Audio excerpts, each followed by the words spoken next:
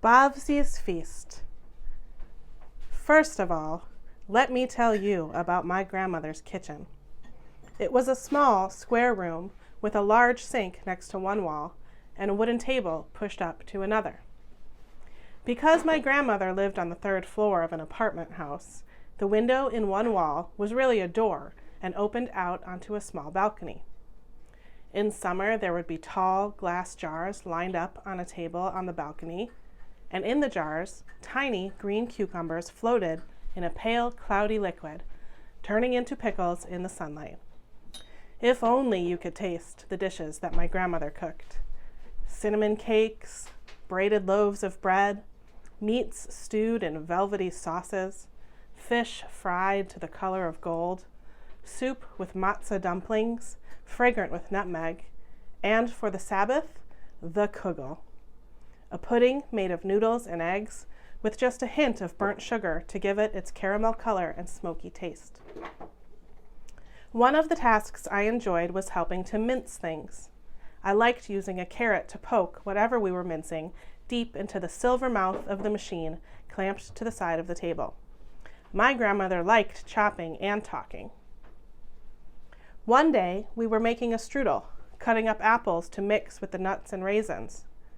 "Have you ever thought," she said to me, "what it must be like to be hungry?" "I'm often hungry," I answered. "I'm hungry now.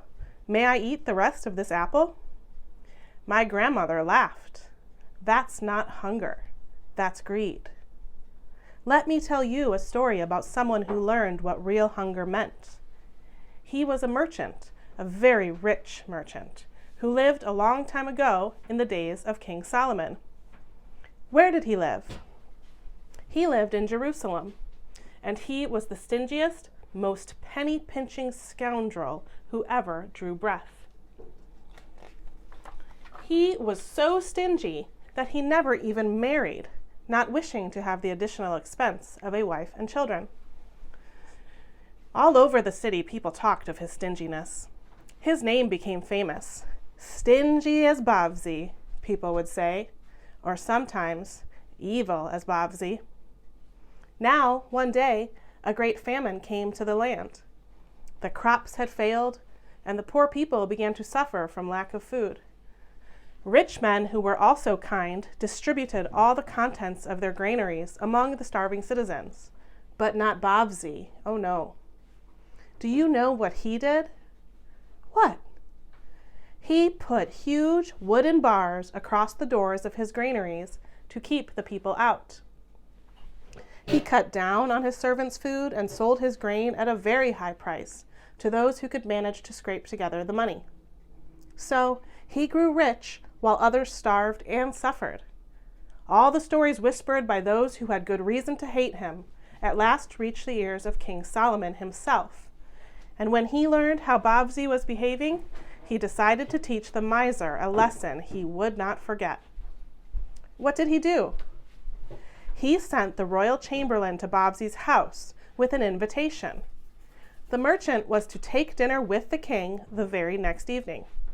You can imagine how overwhelmed, how excited, and how flattered Bavsi was. "At last," he said to himself, "King Solomon realizes what a great man I am. How rich, how powerful." He called his servants at once and set them to work, washing his clothes and setting out his jewels, ready for dinner the next day. When he woke up in the morning, Bavsi decided not to eat at all that day. King Solomon's feast was sure to be sumptuous beyond dreams. It would be a pity, therefore, not to do it full justice. So, at 6 o'clock, Bavsi presented himself at King Solomon's palace. The sun was just setting, and the palace walls were pearly in the apricot light of evening. Bavsi's servants had carried him through the streets on a raised platform, so that the hem of his robe would not become dusty. On every side there were men dressed in rags and lean with hunger, children who no longer had any energy left for playing, and women with sunken eyes that were red from weeping. Bavsi saw none of them. He fixed his eyes on Solomon's glittering walls and his mind on the feast that was waiting for him. The truth of the matter was that he was already extremely hungry, not having eaten since the previous night. In the palace, Bavsi followed the servant who waited at the door to where the royal chamberlain was seated, in a wide hall hung with embroideries in the colors of every jewel dug from the earth or found in the depths of the sea. "Ah, Bavsi," said the royal chamberlain, "approach and let me make you welcome. Let me also explain to you how you must behave while you are a guest in the palace. There is, as I'm sure you'll understand, a very rigid form of etiquette on these occasions, certain rules that have to be obeyed." Of course, said Bavsi, nodding eagerly. "I understand perfectly."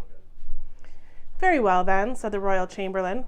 "First of all, you must never at any time ask for anything, not from the king, nor from his servants, nor from anyone else.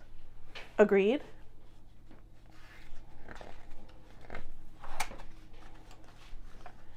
"Agreed," said Bavsi. "What could I possibly need to ask for?" He chuckled happily.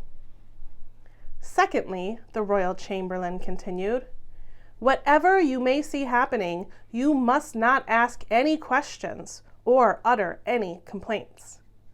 "Questions?" said Bavsi. "Complaints? From me? Never in a million years." "And lastly," said the royal chamberlain, "when King Solomon asks you whether you are enjoying your meal, you must be as lavish as you can in praising it. Is that understood?" "It will be my pleasure," Bavsi said with a smile. "My pleasure entirely." "Thank you," said the royal chamberlain. "I do not have to remind you how terrible the king's anger will be if you do not obey these 3 rules. Now, if you will follow me, dinner is still being prepared. It will be ready in 1 hour. You are the only guest at this feast.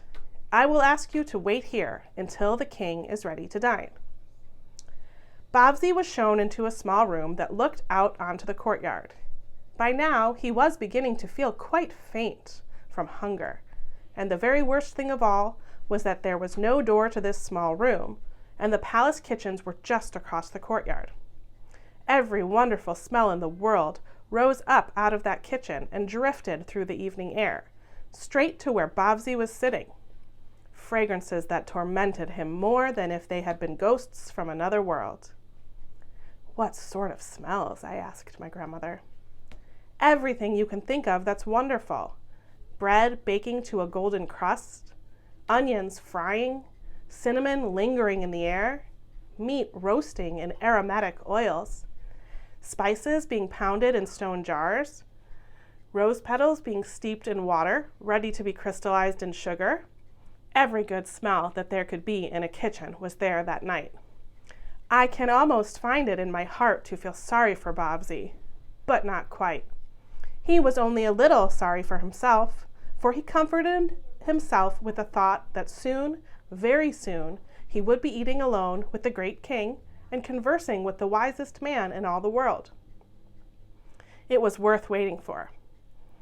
At last, the moment arrived, and Bavsi was led into the room in which King Solomon was waiting for him, lying on cushions made of silk and embroidered with threads of silver.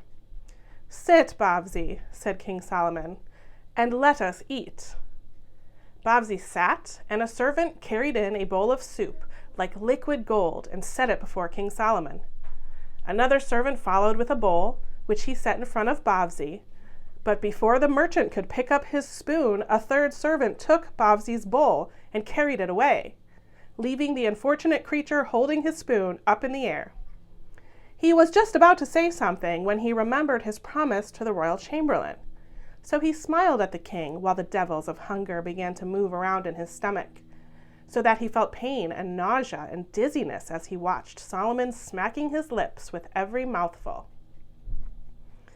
After the soup came a whole fish baked in vine leaves and laid on a bed of rice. Then came roasted meats. Then cakes dripping with honey and studded with nuts, and velvety fruits fragrant with luscious juices. And with each course, the same thing happened. The food was taken away from Bavsi before he had time to touch it. Bavsi felt completely bewildered. "How are you enjoying your meal?" King Solomon asked. And Bavsi, remembering his promise, said, "It is the most wondrous meal I have ever eaten." Meanwhile, he was thinking, "Not long now. Soon this torment will be over. I will leave the palace and return to my own house and eat my food. It may be plain, but it is food. Soon, soon I will be gone from here." But Bavsi had reckoned without King Solomon. "Stay and listen to some music," the king said, and Bavsi had to stay, for the ruler's word was law. When the musicians had left and Bavsi rose to go, King Solomon said, "You must stay the night. It is far too late for you to go home. The servants will show you to your bedchamber." Bavsi did not sleep at all. His hunger was gnawing at him, just as though a large rat had taken up residence in his stomach. And it was not only hunger that was troubling him. "Why," he said to himself, "has the king done this to me? He has deliberately kept all food and drink from me. It must be a punishment. He must be teaching me something. What have I learned? Only the meaning of real hunger, so that must be what King Solomon intended." When Bavsi arrived at his own house the next morning, he threw open his granary doors and distributed his corn to the poor, and never again sold food to the starving people to make a profit for himself. There, now you can have a piece of apple. The end.